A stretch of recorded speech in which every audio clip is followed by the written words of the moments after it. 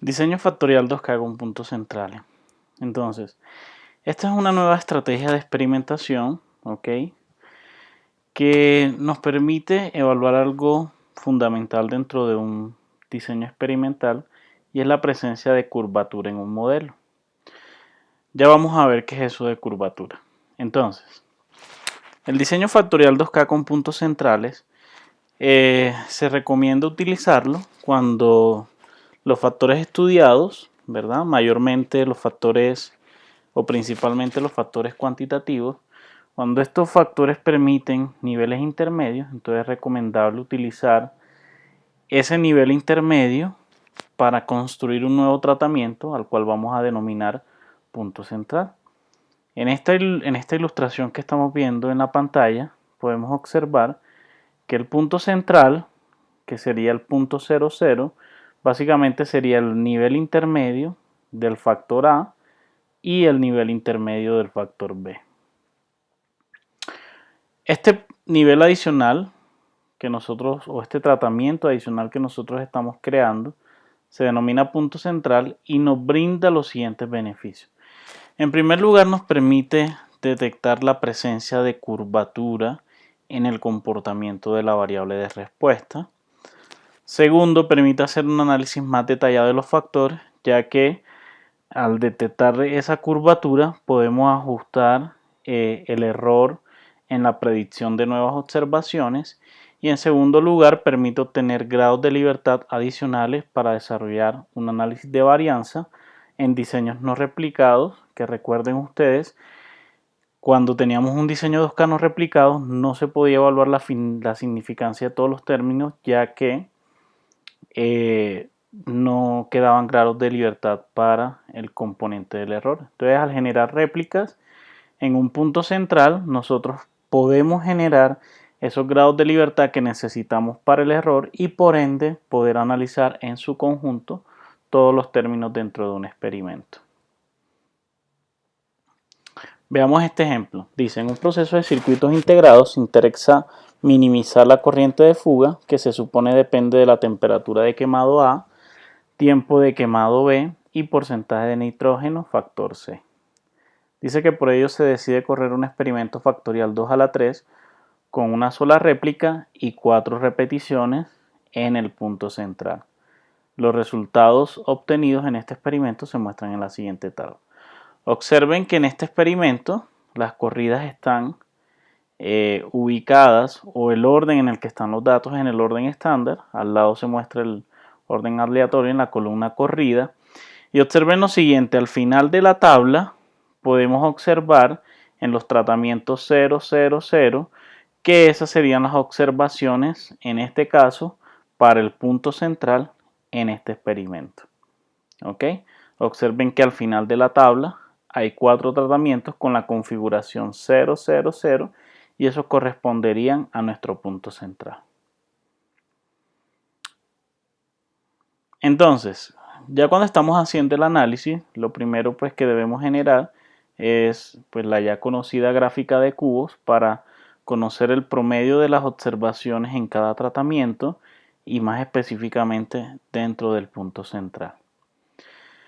Luego vamos a generar la gráfica de efectos principales, donde ustedes podrán observar que nos presentan el nivel bajo, el nivel alto para el factor temperatura, tiempo y porcentaje de nitrógeno. Y ustedes podrán observar que entre esos niveles, ¿ok?, hay un punto rojo y ese punto rojo está por fuera de la línea azul.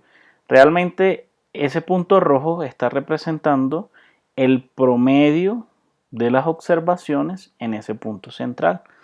Entonces, si ustedes se dan cuenta, entre más se aleje ese punto rojo de la línea azul, quiere decir que la curvatura tiende a ser significativa, o sea, que ya el comportamiento de la variable de respuesta, que en este caso es la medida de corriente, ya deja de tener un comportamiento lineal para tener un comportamiento curvo, ¿verdad? Y entonces ese desplazamiento, tal como le estamos mostrando ahí, me está generando, ¿ok?, una curvatura la cual estoy dibujando en ese sentido.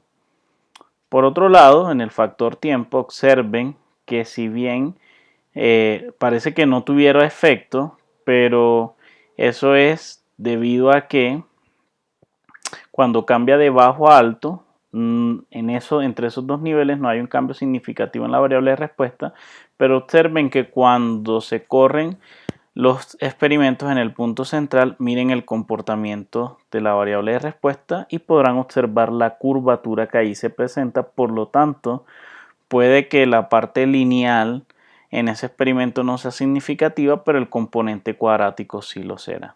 Fíjense que lo mismo pasa con el porcentaje de nitrógeno, donde parece que hubiera una curvatura en el comportamiento de la variable de respuesta. Entonces lo que esperaríamos en el componente de la curvatura es que esa curvatura en nuestro diseño sea significativa. ¿Ok? Bien, ahí tenemos las gráficas de interacción, las cuales pues ya hemos aprendido a interpretar. Entonces, resulta y pasa que existe una relación entre nuestro diseño experimental y el modelo asociado. ¿Por qué? Porque en los diseños factoriales 2K, recuerden ustedes que lo que nosotros podríamos ajustar sería un modelo de regresión en el cual tenemos un componente lineal y un componente no lineal. Y recuerden ustedes que esto denominábamos modelo de primer orden, ya que los exponentes de todas las variables x son iguales a 1. Ahora, cuando nosotros corremos un experimento factorial 2K con puntos centrales, básicamente nosotros podemos ajustar ese mismo modelo, pero lo que ahora podemos saber como información adicional es que ese modelo debería tener o podría tener un componente cuadrático. Entonces, cuando corremos puntos centrales en este tipo de experimentos, lo que vamos a observar o lo que vamos a evaluar es si esa curvatura es significativa o no. Entonces, cuando nosotros corremos el ANOVA, ¿ok?, para el experimento factorial 2 a la K con puntos centrales, podremos observar que la temperatura, el porcentaje de nitrógeno son significativos, ya que si ustedes observan la columna del valor P, ese valor P es inferior al alfa, y si tomamos un nivel de confianza del 95%, un alfa por ende del 0.05, observen que esos valores P están por debajo del alfa, por tanto esos componentes que estamos señalando el rojo serían los significativos, que en este caso sería temperatura, porcentaje de nitrógeno, temperatura por interacción temperatura porcentaje de nitrógeno, y la interacción de tercer orden, que es temperatura, tiempo y porcentaje de nitrógeno. Observe que al final aparece otro componente dentro de la ANOVA que se denomina curvatura, y fíjense que, como ya lo habíamos visto en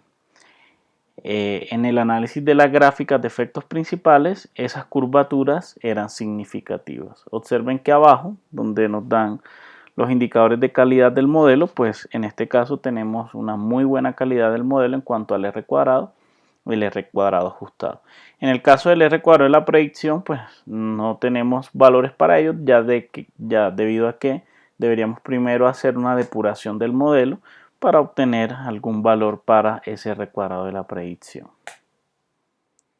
Bien, algunas recomendaciones adicionales con respecto a los diseños con puntos centrales. Resulta y pasa que cuando se corren experimentos con un proceso en marcha, ¿ok?, esto es cuando estamos ya desarrollando estos experimentos en un contexto real. Lo ideal es que nosotros las condiciones actuales bajo las cuales opera el proceso, la idea es que las debamos utilizar, o se nos propone que las utilicemos como los puntos centrales, ¿verdad? O sea, si hay un nivel de temperatura, si hay un porcentaje de nitrógeno, si hay un tiempo, que es el que actualmente se está utilizando en el proceso, entonces lo que se nos propone es utilizar esa configuración como el punto central en nuestro experimento, y a partir de ahí definir los niveles bajo y alto de los factores. Adicionalmente, como si esas condiciones bajo las cuales opera el proceso nosotros las estamos tomando como un tratamiento dentro del experimento, y en este caso como el punto central, resulta y pasa que nosotros Si eso lo tomamos como punto central, ya podríamos tener información de la variable de respuesta para esos tratamientos. En segundo lugar, cuando el punto central corresponde a las condiciones actuales, ¿verdad? Estas proporcionarán una idea del comportamiento del proceso y su variabilidad. ¿Ok?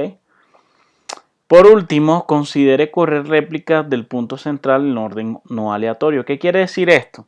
Quiere decir esto que, por ejemplo, si nosotros vamos a correr un número par de puntos centrales, por ejemplo, vamos a correr 6 puntos centrales, entonces lo que se nos propone sería correr 2 puntos centrales al comienzo del experimento, 2 puntos centrales en la mitad del experimento y 2 puntos centrales al final del experimento. Esto para verificar que la variabilidad, en cierto modo, esto es como para observar el comportamiento de la variabilidad y la variable de respuesta a lo largo del tiempo, para verificar que no haya un cambio considerable en esa variabilidad a lo largo del desarrollo de todo el experimento. Bueno, luego, cuando recuerden que existen algunos factores, como los factores cualitativos, que no admiten niveles intermedios. Por ejemplo, si estamos evaluando dos tipos de un material, tipo 1 y tipo 2, entre esos dos niveles no existiría un nivel intermedio. ¿Ok? Uno puede decir nivel tipo 1.5 porque eso en la realidad no existe. Entonces, ¿qué pasa? Que para los factores cualitativos no es posible establecer un punto central o un nivel intermedio. En ese caso, lo ideal cuando ya vayamos a correr los puntos centrales es llegar a este punto del experimento ya habiendo retirado, ¿ok?, los factores cualitativos de nuestro experimento. En caso de que no los podamos retirar, entonces, ¿cuál sería el enfoque? Observe, supongamos que el factor A, ¿ok?, tenemos un experimento 2 a la 3 en el cual el factor A es el factor cualitativo. Observen ustedes que como no admite el factor a un nivel intermedio, entonces tocaría correr puntos centrales para el nivel bajo de A, ¿ok?, y puntos centrales para el nivel alto de A. En ese caso, los puntos centrales estarían definidos para el nivel intermedio del factor C y el nivel intermedio del factor B.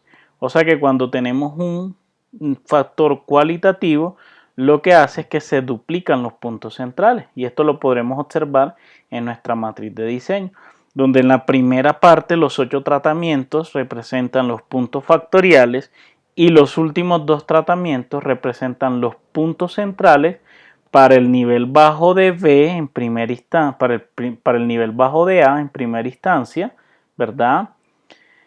Y para el nivel alto de A, ¿ok? Como lo podemos observar ahí en el señalamiento que estamos haciendo, ¿ok? Entonces, cuando se presenta un factor cualitativo, esto hace que se duplique o cuadruplique, en el caso de que tengamos dos factores cualitativos, la cantidad de puntos centrales, ¿ok? Bien. Entonces, como ejercicios de práctica tenemos los ejercicios 622, 626, 628 y 632 del libro de Montgomery, y en el capítulo 6 del libro de Humberto Gutiérrez Pulido los ejercicios 11, 15 y 17, los cuales agradezco puedan desarrollar para reforzar esta temática.